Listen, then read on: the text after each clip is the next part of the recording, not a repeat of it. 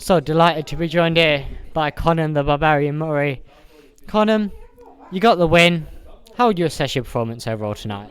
Yeah, good performance. I'm just trying to tighten up my guard and stuff like that. So a lot of improvements. There were a few that snuck in early on, and I just did quite well after a bollocking off Jace. But yeah, no, good, tough opponent. Like to wing his shots in. Come to have a little go, which is exactly what I want moving forward and trying to step up the rounds now. Felt comfortable, felt fit. Could have gone again. Do you know what I mean? So yeah, happy. So, you said there you want to step up the rounds. You could have gone out again. When are we next expecting to see you out again? Do you have any date?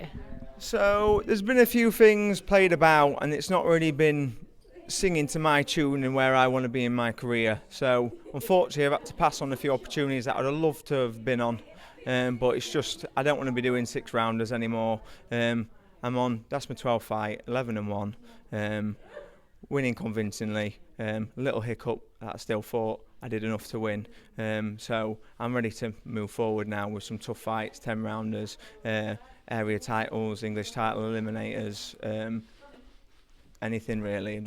Even if it is just a 10-rounder, I'm just happy to step up. It needs to tick a box now in my career. Can't be doing 6-rounders anymore. I'm too fit for it. So, you said there about wanting to go for titles. Is that where you see yourself in the next kind of 12 to 18 months? I think me, Jason and Steffi have been discussing it, and we definitely are looking for that. We were looking up for a step up for this fight. Unfortunately, a few fights got turned down, and we had a few dropouts. Unfortunately, this was a very difficult show to get a fight on. I think we had a total of 4 or 5 dropouts. So fair play, guy coming from Germany to fight, tough kid, tested me, threw the shots that I needed for people to throw, and I'm happy that I had still a good little scrap. What's that kind of like as a fighter when you're in camp preparing and then you have fights fall through and stuff like that? How do you kind of deal with that mentally? I try not to think about it. Honestly, I just try my best not to think about it. Just keep in my camp, keep training hard. The only problem is you can't really have a game plan, that's the thing. Obviously, moving forward, you'd like to secure a good fight and have a good camp to do it. Obviously, when you're changing 4 or 5 times, it's like just for this. Then you're fighting a taller lad, then you're fighting a shorter lad. It's crazy, so it's hard to prepare. You just got to stay focused and shut off, and just every time I seen Jace's name come up on my phone, my heart sank, because I just thought, what is it going to be now? And I know Jace tries his very best not to ring me, but sometimes obviously he needs to ring just to go, opponent's changed, or we need to sort that, or you're happy he needs this, and it's like, yeah, just make it happen, Jace. And he did come up with the goods, bless him. He's had a stressful camp for this show.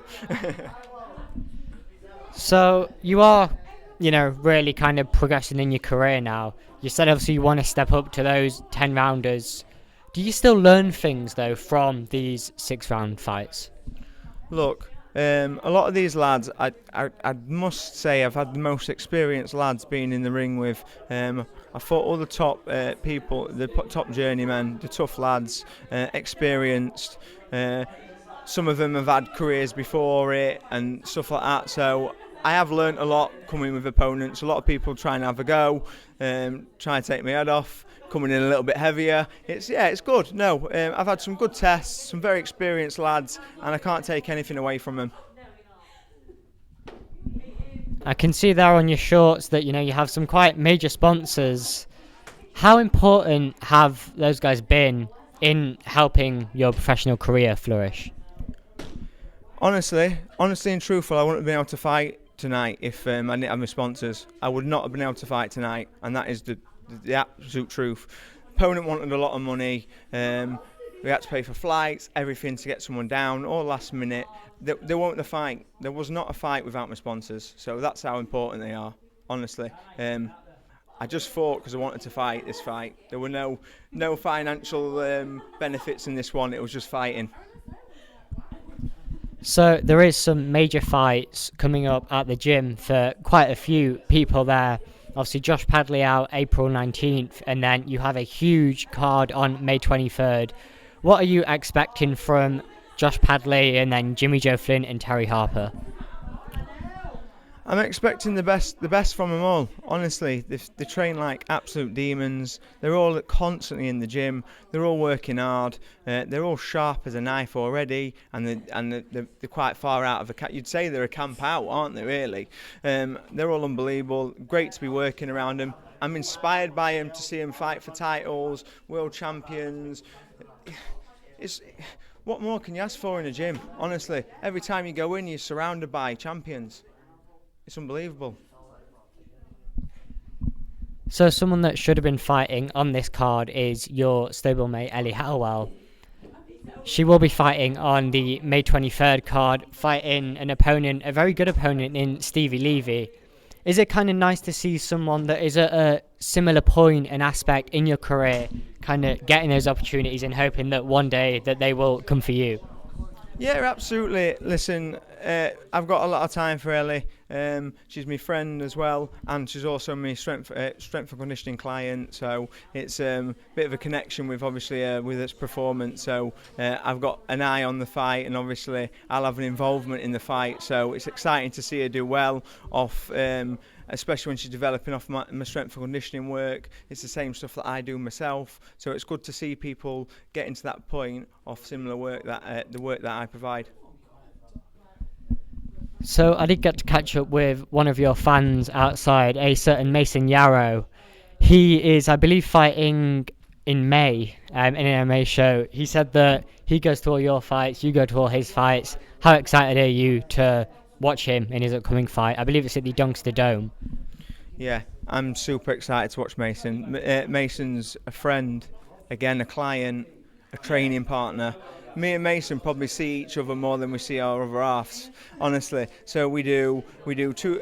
I train him twice for his strength and conditioning. We do sprints together. If we're going out for a meal, we'll go out for meals together. We are literally training together at the top level, and he's great to train with.